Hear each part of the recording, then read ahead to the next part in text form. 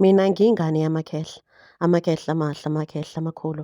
Namhlanje ngiyathobeka ngoba usuku olukhulu la khona ngizobonga ikhehla lami, ikhehla lakaZwane uNtshosho ngokungikhulisa.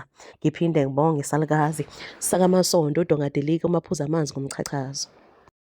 Awusuka madoda, elami ikhehla. Namhlanje ngikhulile ngiyindlondle ephelele, indlondle enophapha ekhanda. Ngiyabonga salukazi sami ngokungikhulisa.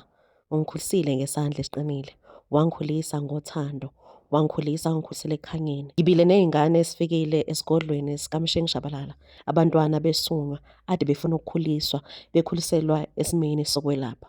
Wafike wabamukela abantwana bami, wabafukamela njengenkukhu ifukamela amaqanda ayo.